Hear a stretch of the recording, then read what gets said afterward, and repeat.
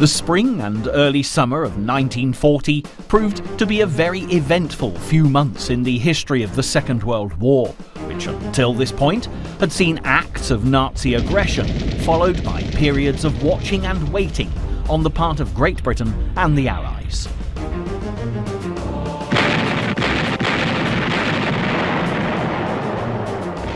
But by April and into May, Adolf Hitler's troops were storming through Scandinavia and across Europe, employing ever more aggressive new techniques to invade Norway and Denmark to the north, and the Low Countries and France further south.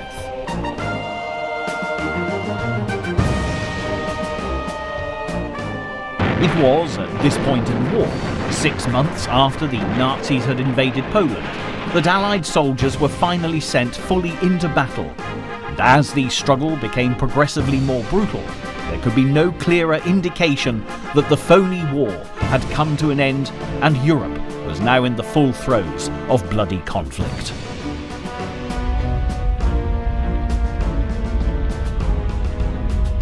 Nevertheless, for the Allies, the horrors and heartbreaks of this period would also be marked by moments of triumphant glory.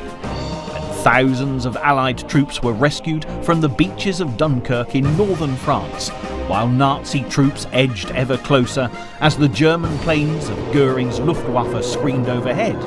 It was one of the most inspiring moments of the entire war.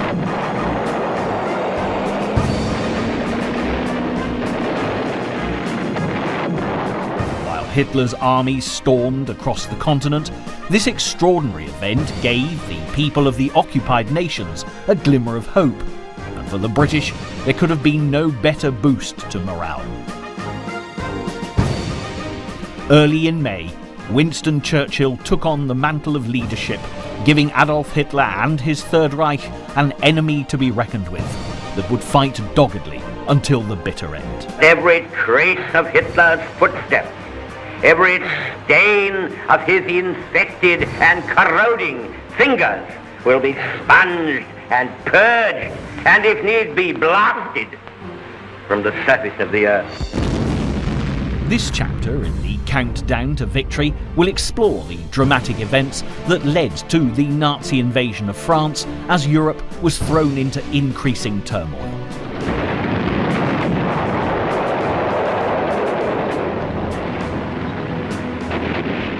With breathtaking footage of the Dunkirk evacuation, you'll see for yourself one of the major turning points of the Second World War, when, for the first time since September 1939, Adolf Hitler's plans were thwarted.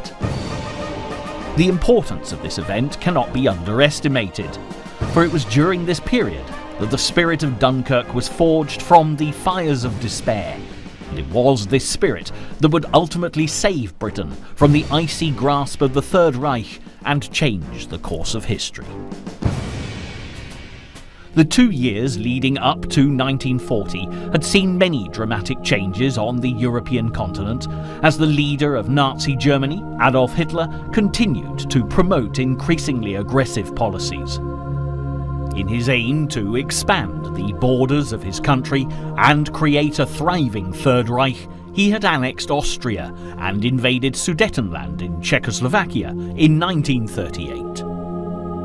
Although the British Prime Minister at this time, Neville Chamberlain, had tried to promote peace, putting pressure on Prague to make concessions to Hitler after flying for talks with the Führer in Germany, it soon became all too clear that the Nazi leader could not be trusted.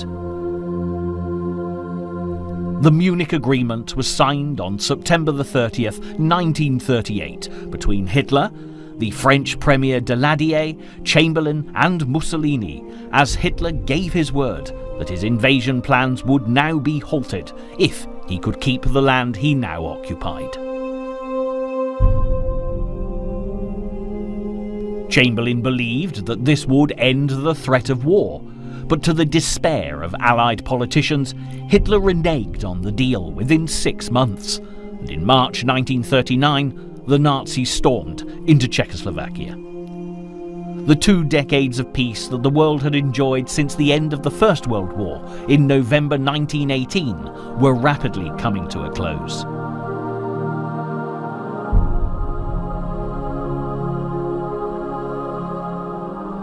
On September the 1st, 1939, Germany invaded Poland, and it was clear that Chamberlain's policy of appeasement had failed. Britain and her allies had no other option but to declare war on Hitler just 2 days later.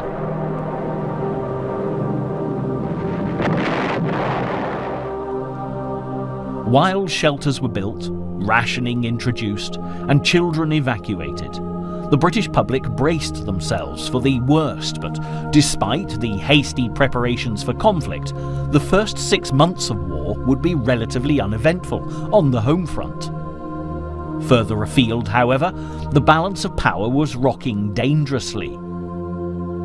The Soviet army, led by Joseph Stalin, agreed a pact with the Nazi forces and were greedily claiming a share of Poland, with terrible consequences for the Polish people, as towns and cities were attacked, resulting in thousands of civilian as well as military casualties. By November 1939, the Soviets struck out again, this time targeting Finland, and although the Finns fought bravely and held off the Red Army for months, by 1940 they were forced into surrendering precious land and resources to Stalin. But as Finland signed a peace treaty with the Soviet Union, Chamberlain and the British government had still to make a move to halt the Nazi advance, despite Winston Churchill, as First Lord of the Admiralty, urging immediate action. His main concern was Norway, and Churchill was very soon proved right.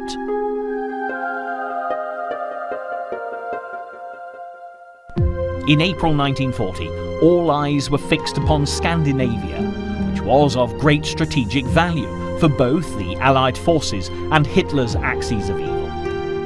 The Kingdom of Norway was especially important to the Nazi war machine, as 90% of Swedish iron ore was being shipped to Germany through the Norwegian port of Narvik.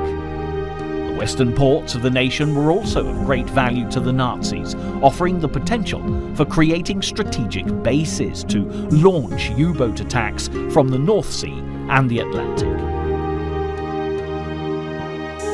This point had been picked up on by the head of the German Navy, Grand Admiral Ryder.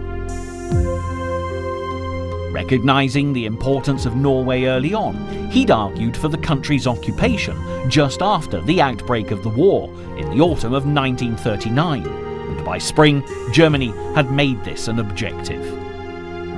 Meanwhile, back in Britain, Chamberlain and the government were still trying to avert war at any cost, and Churchill was becoming even more frustrated at there being no attempt made to prevent Norway from falling into Nazi hands. Every suggestion Churchill made to support Britain's Nordic neighbours was outvoted by Chamberlain's cabinet, and although the Prime Minister's motives were understandable, Hitler was becoming even more dangerous.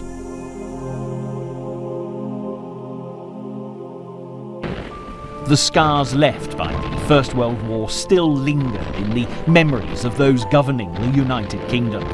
The idea of pushing the nation into another bloody land war was an unthinkable concept.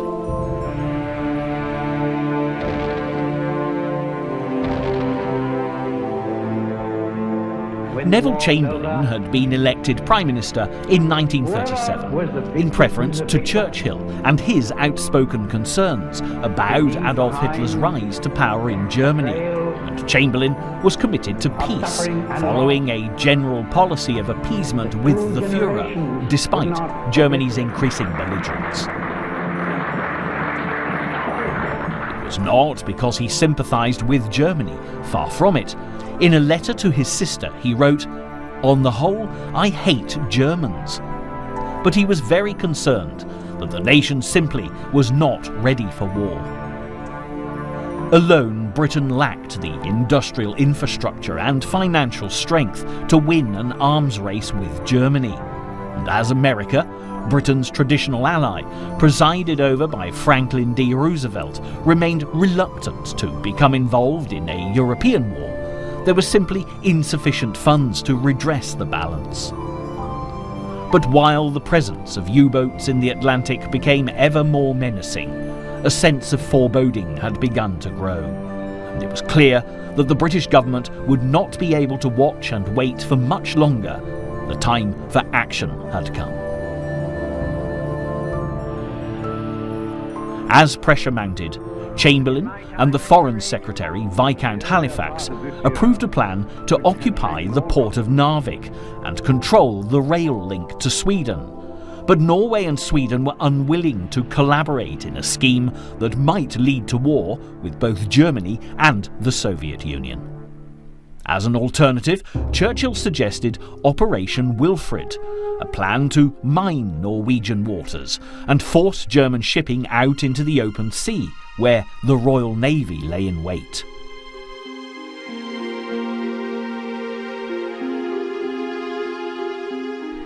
Allied troops could then be sent in to occupy Norway, but the government repeatedly rejected the idea.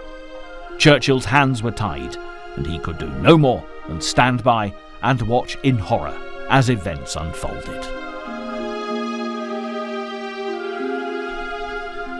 Meanwhile, Hitler had spent his time during the phony war very wisely, drawing up plans for dominating Europe, and while the Allies hesitated, his Nazi forces stood poised to attack.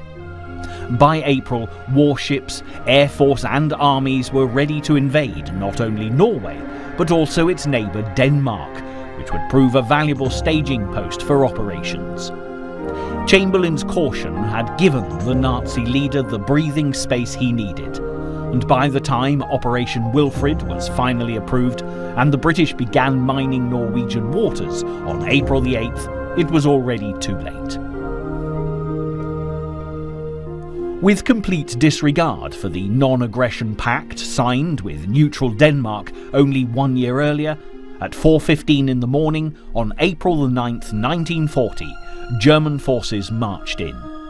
Within 3 hours after threats to bomb Copenhagen, the Danish government surrendered, and the occupation was so sudden that most Danes had no idea that their country had even been invaded.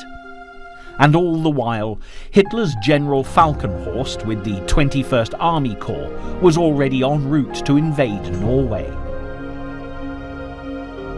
The initial German invasion force, transported by several groups of ships, planned to attack 6 Norwegian ports simultaneously, including Oslo, Narvik and Trondheim. As Norwegian coastal defence ships were torpedoed, German airborne forces parachuted into the country's major cities, carrying out the first paratrooper attack in history. Within 24 hours, most of the strategically important Norwegian towns and cities were in Nazi hands.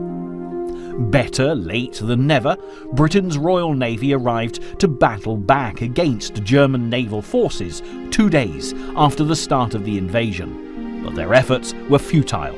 It was too late. As Hitler became even more aggressive throughout Europe, with the loss of Norway inevitable, Allied troops were withdrawn to fight elsewhere, and the Norwegians were left to fight on as best as they could alone. Back in London, emotions were running high after the failure of the British expedition to Norway, especially as Winston Churchill had seen this disaster coming. It was clear that a passive strategy up to this point had been too cautious, and it was time for Chamberlain to go. In a debate in the House of Commons, one of Chamberlain's closest friends turned to history and the words of Oliver Cromwell to express the view of the British people. "You have sat too long here for any good you've been doing. Depart, I say, and let us have done with you. In the name of God, go." With honour and dignity, Chamberlain accepted his fate and resigned. But now an alternative leader had to be found, one who wouldn't be afraid to lead the nation through another world war. The Conservative politician Anthony Eden was one possible candidate, but at just 43 years old, he was considered too young. Another option was Viscount Halifax, a senior Conservative politician, the Foreign Secretary, and Chamberlain's choice as a replacement. But the prospect of running a wartime coalition didn't appeal to the world-weary Halifax. By a process of elimination, the only possible candidate for Prime Minister was Winston Churchill, the First Lord of the Admiralty, whose fearsome reputation and correct analysis of what Hitler would do next improved British morale dramatically. Winston Churchill took up office on May the 10th, 1940, and while a new coalition government was swiftly formed, Adolf Hitler would have been all too aware that Churchill was going to be a much tougher adversary than Chamberlain had been. The phony war had given Hitler the upper hand without a doubt, and Churchill quickly set to work in order to redress the balance. However, nobody, not even Churchill, could have predicted just how quickly the new Prime Minister would have to stand up and be counted. But for the time being, Hitler was working towards the invasion of France, a nation that he'd come to hate after his experiences as a soldier during the First World War. Germany had suffered a humiliating defeat and been forced to surrender to the French army in 1918. And after the Treaty of Versailles, the Germans had lost valuable land and resources, and most importantly, their dignity. Adolf Hitler, a mere foot soldier in his 20s, had been driven by a desire to remedy the injustices to his adopted fatherland, and from this moment onwards was determined to see the French bow to the power of the Third Reich. The conquest of France would be the crowning glory in the Nazi domination of Europe. The most brilliant German military minds were now put together to come up with the ultimate attack plan for achieving the occupation of the Low Countries and northern France. Described as Vollgelb, Field Marshal Erich von Manstein devised a highly elaborate operation, which would be later described by Winston Churchill as the sickle cut technique. Using three armies, A, B and C, the Nazis would push into the Low Countries and France, using great military ingenuity to break the Allied line in two, trapping enemy troops on the French beaches at Dunkirk. Army Group B was to be led by Field Marshal Feder von Bock, and their orders were to feign an attack through neutral Belgium and the Netherlands to draw as many Allied troops as possible northwards. Group C had the task of attacking France along the defensive Maginot Line, again keeping Allied troops fully engaged. Meanwhile, Army Group A would instigate the main attack, led by Field Marshal Gerd von Rundstedt, clearing a path to advance through the Ardennes forest, crossing the River Meuse, and then using a blitzkrieg sweep to push across France towards the English Channel, trapping Allied forces in Belgium and across the Flanders fields where so many had died during World War I. It was an ingenious yet risky plan, but Hitler was so confident of its success that the very evening before the attack he told his staff, "Gentlemen, you are about to witness the most famous victory in history." It was destined to be the very same day that Winston Churchill became Prime Minister, May the 10th, that saw the Nazis start their advance towards France. At just after 4 in the morning, when the first attacks took place, the neutral countries of Holland and Belgium found themselves in desperate need of aid from the Allies. The phony war was well and truly at an end. The Dutch hoped that should any invasion take place, the Nazis would leave the main cities, which were protected by flooded low-level areas and fortifications, intact, and proceed through the southern parts of the country and on into Belgium. However, Hermann Göring, the commander of Germany's air force, the Luftwaffe, was determined to capture the western Dutch airfields, fearing that the British might take control of them, creating a base from where the RAF could attack the fatherland. Consequently, Göring demanded a complete conquest of the Netherlands.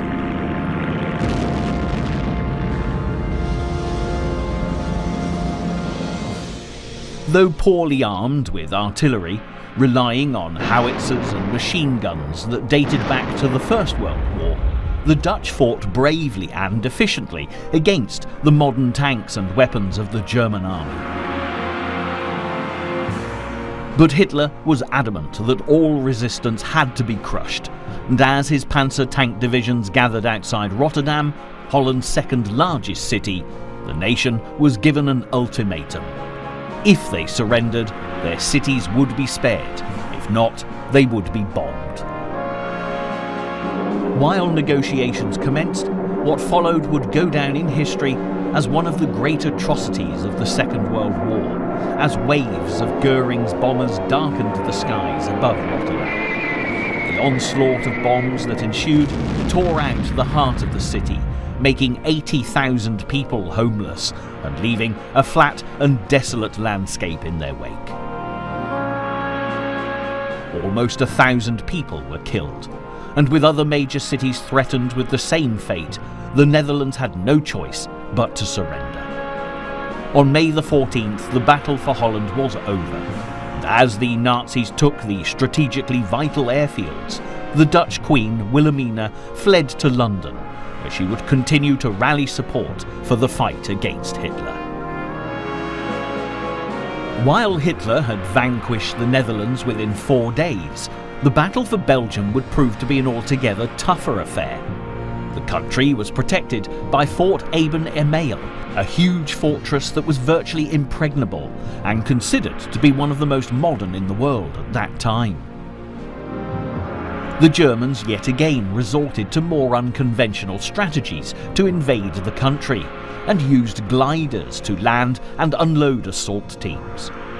Within hours, Nazi paratroopers and panzer tank divisions were occupying Belgium, and their French neighbours, along with the British, were convinced that this was the main attack, just as the Nazi commanders had hoped, and responded by throwing as many Allied troops as possible into the path of the Germans.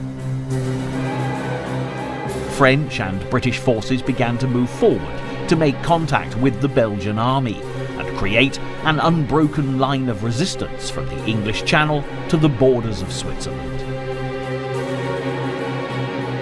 But little did they know that further south, the bulk of the Nazi forces in Group A was steadily advancing through the Ardennes forest unchallenged and about to storm through the Allied lines. Back in London, Winston Churchill and the government watched events unfold with ever-increasing concern. The British Expeditionary Force, more commonly known as the BEF, had been in France since Germany's invasion of Poland in 1939. And after waiting patiently throughout the phoney war, battling the bitter cold winter as they built trenches in preparation, these soldiers were now called upon to provide vital reinforcements for the Belgian and French troops.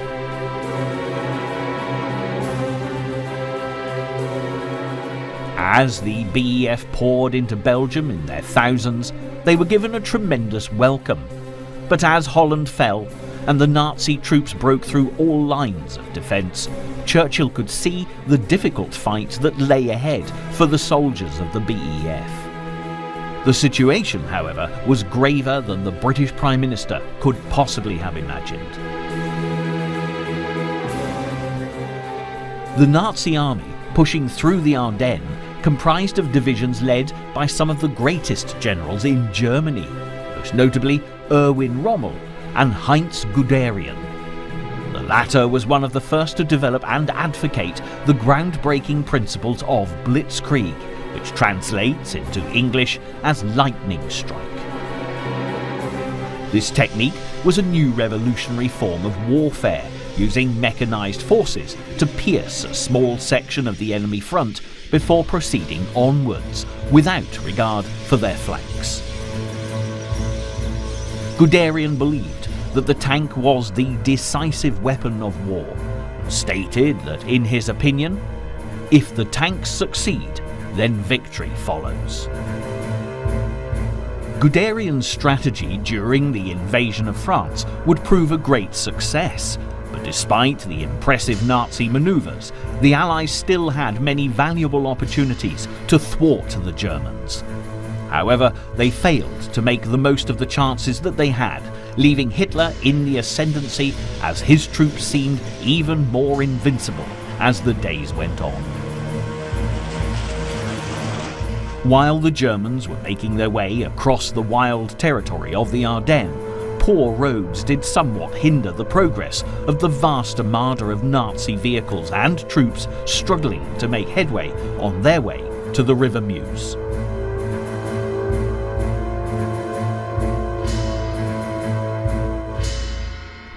The Meuse was one of the biggest defensive lines protecting the French from invasion, forming a natural barrier between France, Belgium and Holland, flowing for over 500 miles. It was vital that this line be defended, no matter what the cost. As the progress of Nazi troops began to slow, the French commander Maurice Gamelin, now fully aware of Army Group A's advance, had the perfect opportunity to attack by air, but he elected not to do so. Gamelin was reluctant to risk using strategic bombers so close to the German border, and instead ordered reinforcement divisions to the Meuse sector by the comparatively slow means of night trains. The French were convinced that the Nazis wouldn't even attempt to breach the Meuse line to the west of the Ardennes until they had a large infantry and artillery support available. There was little sense of urgency amongst the French commanders, as they believed they had at least until the 20th of May to get reinforcements in place. Underestimating the efficiency of Hitler's offensive was a grave mistake. Just 3 days after invading Belgium, on May the 13th, German forces were already at the Meuse line. As panzer tanks and troops attacked, forging ahead on land, Göring's Luftwaffe roared overhead, bombarding Allied troops, flying almost 4,000 sorties. The bombardment lasted from 8 o'clock in the morning until dusk and was the heaviest the world had ever seen. Morale on the Allied side quickly plunged. Troops began to abandon their posts, while panzer tanks attacked relentlessly, pushing through the first lines of defence and towards the river.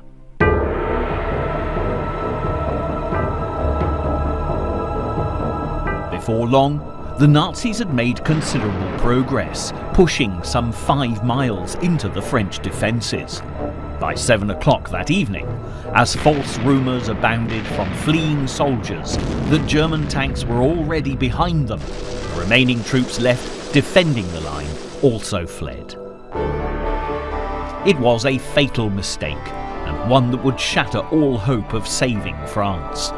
Left unprotected, the next morning German troops and anti-tank units swept over the River Meuse.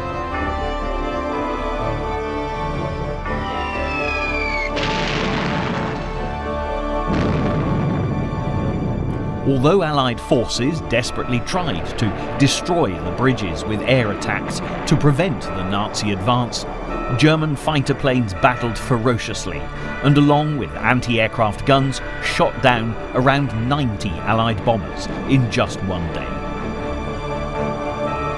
The Luftwaffe described the event as the Day of the Fighters. With the bridges still intact, the panzer divisions under Guderian now ranged freely around the landing areas until all real resistance was neutralized. It was at this point that the blitzkrieg tactics of the highly trained Nazi military machine proved most effective. Despite instructions to consolidate a small bridgehead, Guderian and Rommel disregarded all of this, began to strike out in all directions, taking French troops all around the country by surprise.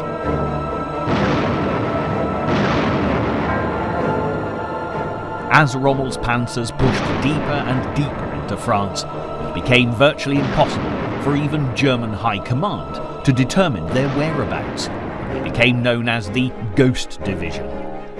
This was blitzkrieg at its most reckless, infuriating many of the Nazi commanders, but the swift progress was undeniable. By the 17th of May, Rommel had taken 10,000 Allied prisoners and had lost only 36 of his own men. In Paris, panic began to set in as the government realised that Allied defences were all too swiftly crumbling to dust. Archives were burnt. The French Prime Minister, Paul Reynaud, telephoned Churchill on May the 15th, declaring, "We have been defeated. We are beaten. We have lost the battle." Churchill rushed to Paris the next day, and when he asked Reynaud where the strategic reserve was that had saved Paris in the First World War, the devastated French Premier confessed there is none. It appeared France was doomed. While the government of France was thrown into disarray, a future French leader was beginning to make a name for himself. General Charles de Gaulle hastily assembled forces for a counterattack, and it was one of the few positive successes for the beleaguered nation. But it was not enough to push back the German advance.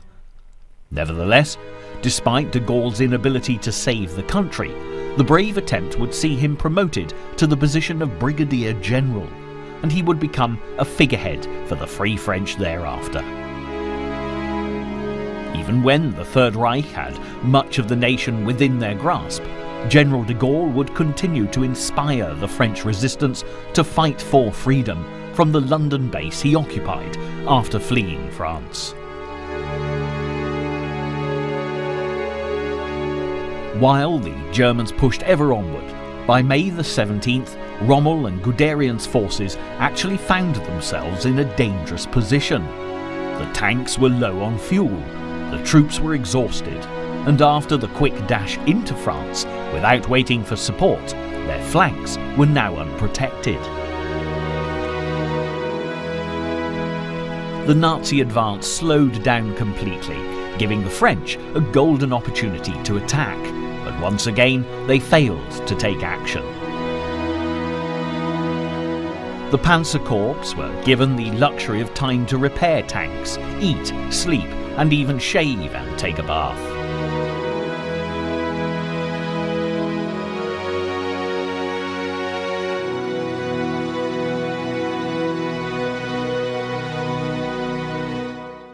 The blame for missing so many opportunities firmly rested with the French government and its military commanders. Since the Treaty of Versailles in 1919, following the end of the First World War, the French government hoped that Germany's warmongering days were over. As the Depression of 1929 hit hard, France had put off rearmament, while Germany flouted the Treaty of Versailles and secretly began to build up their armies and invest in new weaponry. Now, as the Nazis swarmed into France with their highly equipped forces, the French lacked just about everything, from modern tanks to light weapons and even clothing. Badly prepared and poorly led, many of the fighting men were now convinced that defeat was imminent. Meanwhile, once refreshed, the panzers began to push towards the coast, and the advance became more intense than ever. Using integrated ground and air assaults, the sheer strength of the Nazi charge was terrifying. They destroyed everything in their path, as thousands of refugees began to flee the country rather than live under German occupation. But for the Allies, worse was still to come. In the north, they were now being encircled with no possible escape route. The situation was disastrous. Instead of a Franco-Anglo-Belgian line containing the Nazi attack, there was now a German line, stretching from Germany to the sea, quite literally cutting the Allied forces in two. On May the 20th, the French Prime Minister Paul Reynaud sacked Gamelin for his failure to contain the German offensive, and replaced him with Maxime Weygand, a major general renowned for his role in the First World War. But not even Weygand would be able to muster the forces necessary to stop the advance.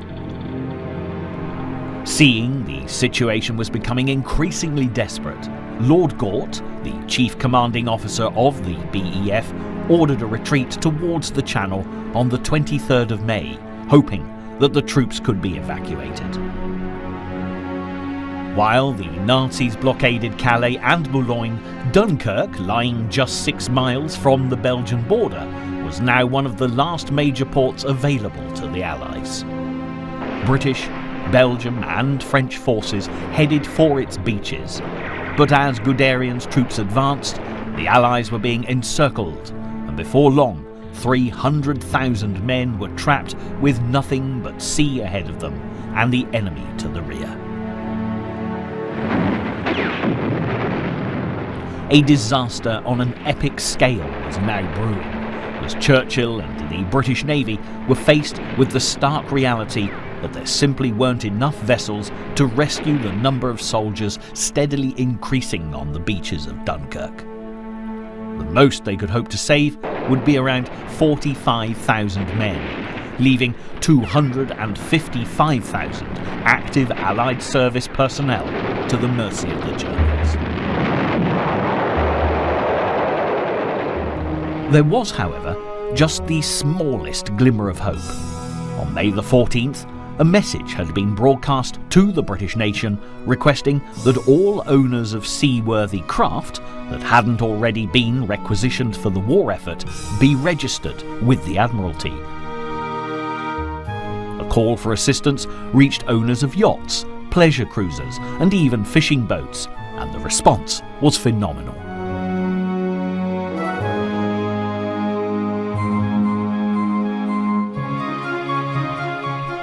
Soon, a huge civilian fleet was on standby, some manned by trained volunteers, others captained by their owners, and all ready to cross the Channel to sail into the Battle of France and save as many Allied soldiers as possible. They would become known as the Little Ships of Dunkirk and would play a crucial part in one of the most daring rescue missions in history.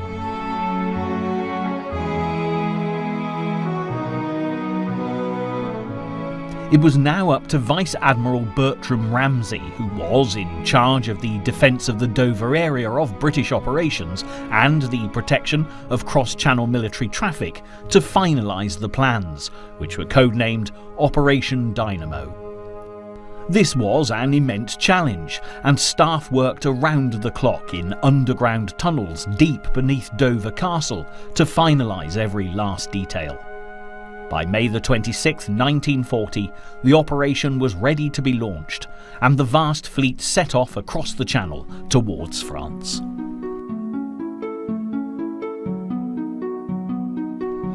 Few knew what to expect with battles raging so close to the French coast, and the Nazi troops swiftly progressing. But when they finally arrived within sight of Dunkirk, the crews manning the ships found, to their amazement, that Guderian's forces were nowhere to be seen.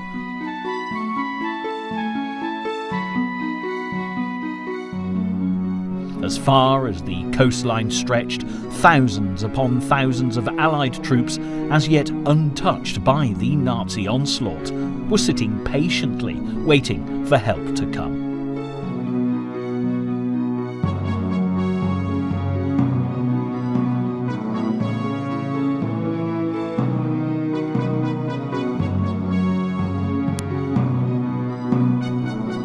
Considering the incredible success of the Germans' blitzkrieg sweep across France, it seemed incredible that the tanks of the panzer divisions had not reached this part of the coastline.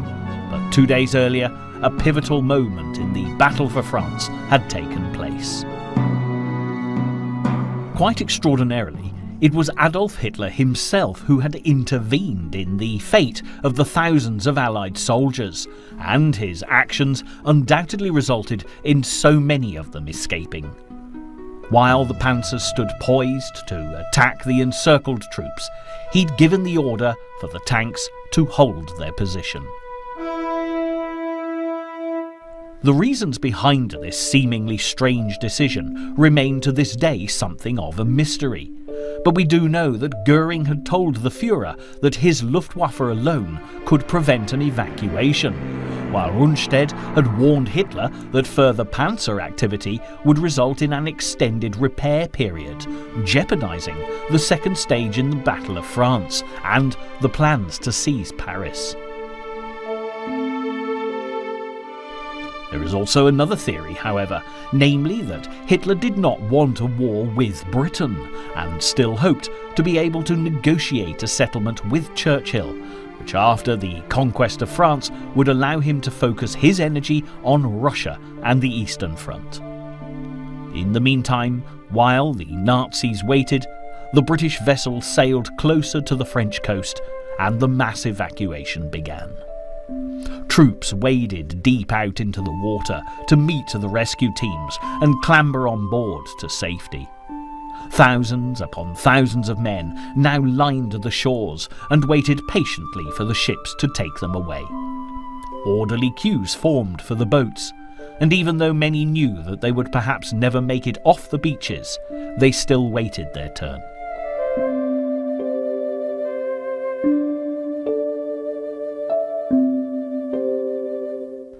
The little ships now played their vital part, as one of the main problems Ramsay had to overcome was the fact that the shallow waters around Dunkirk meant that many of the larger naval vessels couldn't be used to get men from the beaches to the ships waiting offshore. While the evacuation continued and more men clambered aboard the boats, the Nazi commanders soon became aware of what was happening.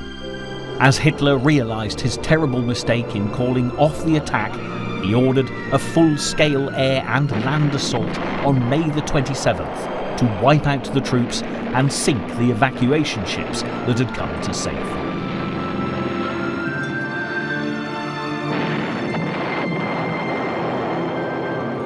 The RAF swiftly flew in to protect the boats and troops on the ground, and the air became a mass of swooping planes as they fought long and hard to counter the relentless attack staged by the Luftwaffe.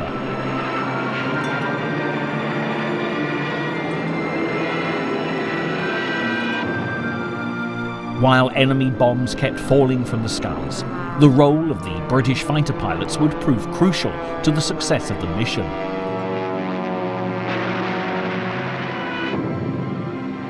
Meanwhile, on the ground, the Allies were all too aware that some of their number would have to form a stronghold to keep Hitler's men away from the beaches to protect the ships for as long as possible. Hundreds would sacrifice their lives so that others could live, willingly obeying the order to fight till the last bullet. To make matters worse, news reached the Allies that on May the 28th, Belgium had surrendered to the Germans, leaving the BEF dangerously exposed. As troops battled on, with Dunkirk under such heavy attack, the evacuation was becoming increasingly difficult, and even with the vast fleet of little ships, there were simply not enough boats.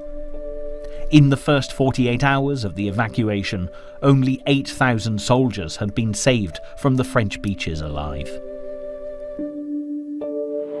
Soon Dunkirk was swathed in clouds of black smoke billowing up from the heavy shelling. But despite the Nazis' best efforts to take control, the Allied soldiers protecting the beaches dug in even deeper, keeping the enemy at bay.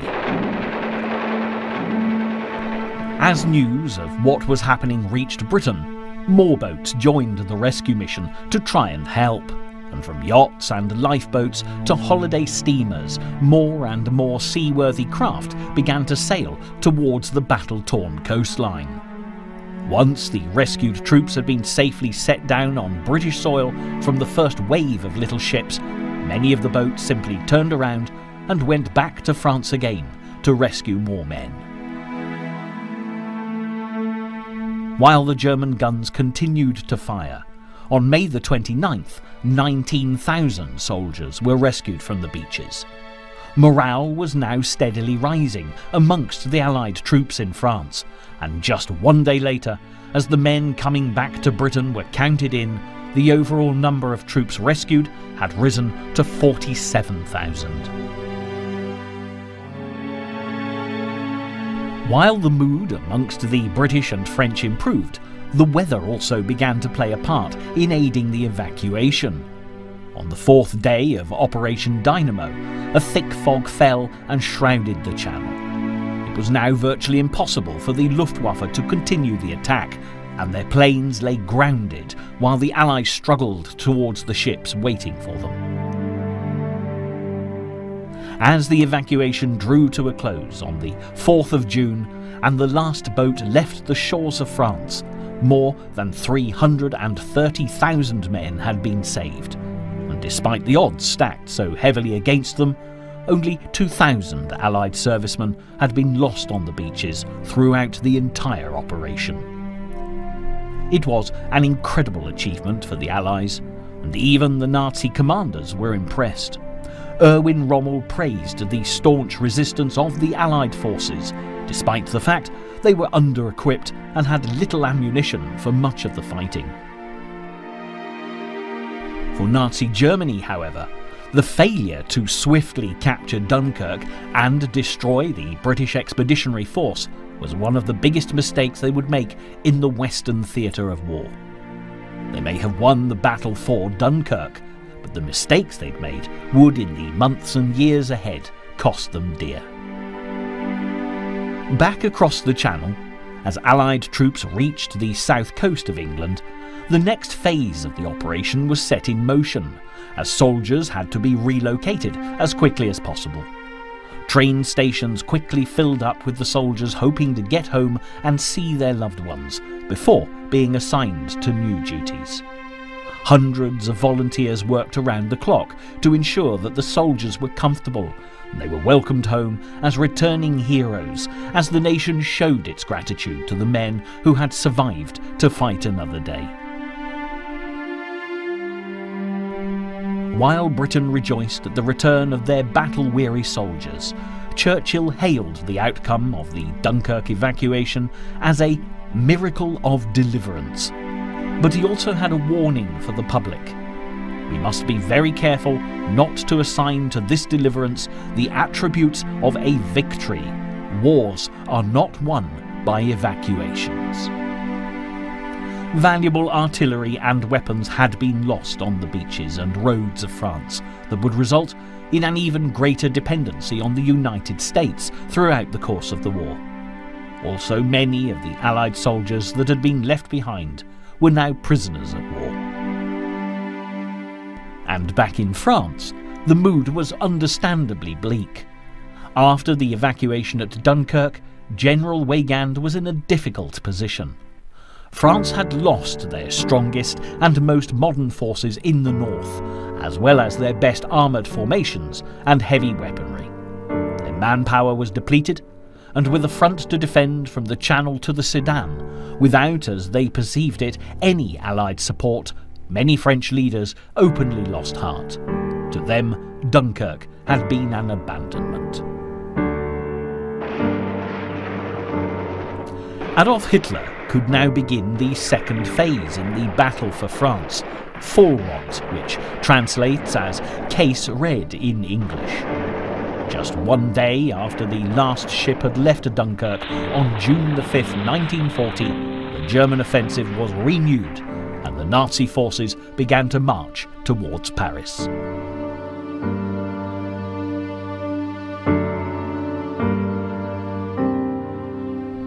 Without the support of the British Air Force, the French air resistance soon collapsed, and while Germany enjoyed total air supremacy across the country, the French government fled, declaring Paris an open city. On the 14th of June, the Wehrmacht marched into the beautiful French capital, and as a deep dread filled the hearts of the Parisians who witnessed the loss of their city, it was a triumphant moment for Nazi Germany.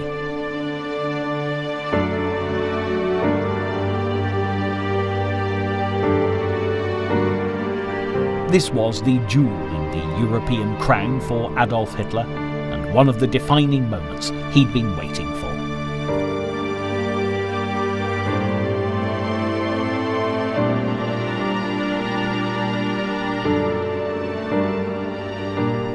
When Paul Reynaud, the Prime Minister, resigned his position, he was succeeded by Marshal Philippe Pétain, who immediately requested an armistice with Germany. Still raging at the way Germany had been treated after the First World War, Hitler had the original train carriage where the 1918 armistice had been signed removed from a French museum and placed in the exact same spot in the Campagna forest where Marshal Foch had accepted Germany's surrender.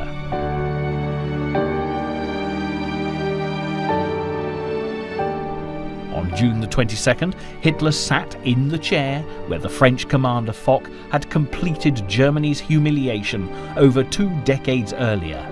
But after only listening to the preamble, disdainfully he left the rest to his Chief of Staff, General Keitel.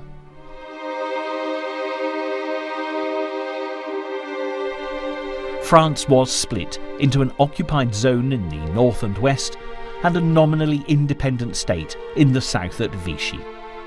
The Vichy government, led by Pétain, accepted France was a defeated nation and attempted to gain favour with the Germans through passivity.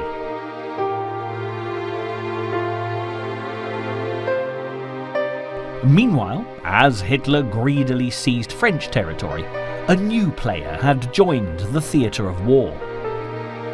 Benito Mussolini, the leader of fascist Italy, declared war on France and Britain on June the 10th, and would soon put pressure on British troops based in northern Africa. With countries to the east and south swamped by the Nazi enemy, and Stalin's Red Army and Mussolini allied with Hitler, Britain was now in a grave situation. The island nation stood alone. However, Dunkirk had instilled hope into the people of Britain, and after Winston Churchill's miracle of deliverance, every man, woman and child believed that anything was possible. In fact, as it became evident that Britain would be Germany's next target, they even began to believe that Adolf Hitler and his axes of evil could be defeated if they all pulled together.